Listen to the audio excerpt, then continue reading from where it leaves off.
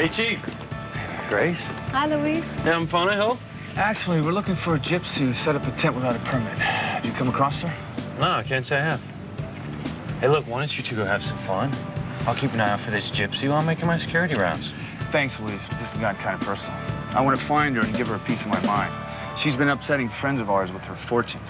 Well, that's why Sam wants to find her, but personally, I'd like to ask her a few questions about myself. You know, if she's so good about telling the future, maybe she can tell people about the past. Come on, Grace.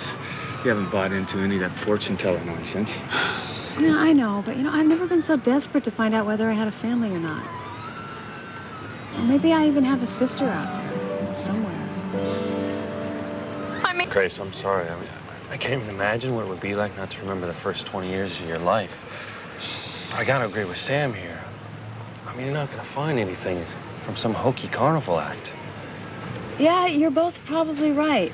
But when you're desperately looking for your own past, you know, even some silly fortune teller starts to look like she might have some answers for you in her crystal ball. Would that be the gypsy tent over there? I don't remember that space being reserved. I'm not sure. Hey, why don't we go check it out? Because you went on break 5 minutes ago. Yeah, but... Now go home. And that's an order. Okay, Chief, thanks. And good luck in finding out about your missing family, Grace. Thanks, Luis. I appreciate it. Fear. I would have. I know I would have. But now you'll never know.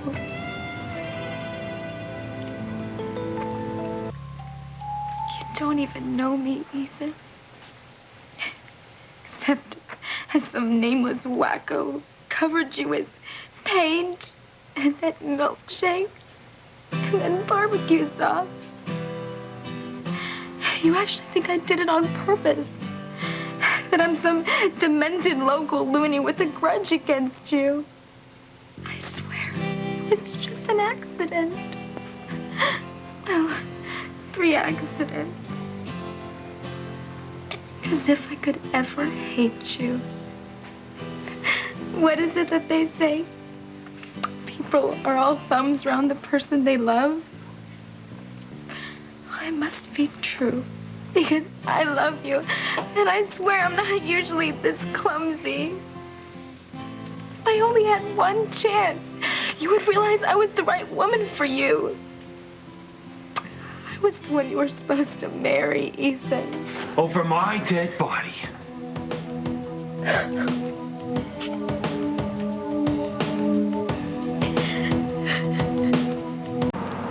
All of this pain and all of your tears are caused by that one worthless creep. Don't call him that. Ethan's not a creep. You're standing here crying your eyes out over something that he's done to you, and you're the first one to defend him. I just don't get you, Teresa. I don't get you snooping on me either. You're supposed to be an officer of the law. Whatever happened to the right to privacy in your own bedroom? Isn't there something about that in the Constitution? Not that I know of. Well, there should be. How long have you been standing there? Long enough to see your heart breaking in two.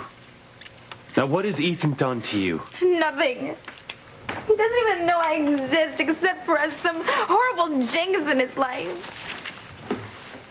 And why is that? Doesn't matter, Louise.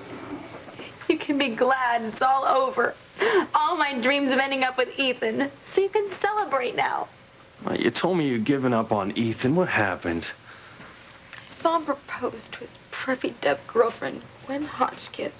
Oh, so that's what caused all this? Oh, who do you think that he'd want to marry? Oh, for crying out loud. Do you honestly think that he would step down from his mansion on high and notice his housekeeper's pretty little daughter? Oh, what's he gonna do? Give you the glass slipper? Gallop up to our front door and sweep you away on his white stallion? Go ahead, Louise. Make fun of me all you want. You can't make me feel any worse than I already do. I'm just trying to talk a little sense into you. I mean, I love you, sis.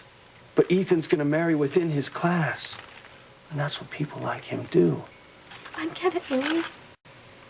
I finally get it. I was a total fool to think I'd ever have a chance with Ethan. A fool to think I'd ever have a better life. What's wrong with your life? You have everything that you need? You know what I mean? A life where Mama doesn't have to get up at 5 a.m. every morning to clean some rich people's house. A life where you could go back to college and study law like you used to want to do. And And Miguel can go to college of his choice because we could afford it. I just wanted a better life. My little sister, Teresa, don't you know you will have a better life without Ethan?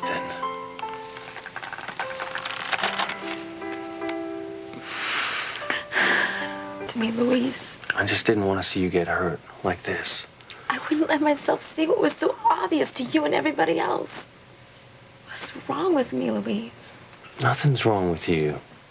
You are as perfect as anyone can be. Beautiful, spirited, fearless.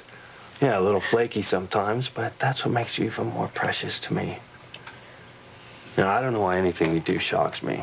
I should be used to it by now. I remember when you were about 7 years old, I found you in the bathroom. It was before Mama had got home from work. And you were very carefully applying every bit of makeup she owned. You'd taken her favorite dress and cut it up with her scissors and made it into a ball gown. Oh, no. And you said that you realized that you weren't even a member of our family, that you were a princess who'd somehow lost her mother and father, the queen and king, and that you had to find them. Well, so you had to be properly dressed when you did. Are you trying to tell me I've always been this crazy? Well, some of your schemes were a little more than, far out, but, or just like when you said that you couldn't work this summer because Ethan Crane was going to come and take you away from all this. Yeah, and now instead of a first date with Ethan, I've got a date with a whole lot of fish at a smelly old cannery. Yeah, I'm sorry, honey, but it was the only place that was hiring for the summer, and you need to save money for your college fund. That's all right, Luis. As long as they don't have me cleaning fish my first day. I just got my nails done. You're exactly the same as you were when you were 7. I'm not so sure that's a good thing, Luis. I think it is. And just for the record, you don't need Mama's makeup or Ethan Crane to make you a princess. You have always been one to me. Let him marry his Deb. He's not worthy of you.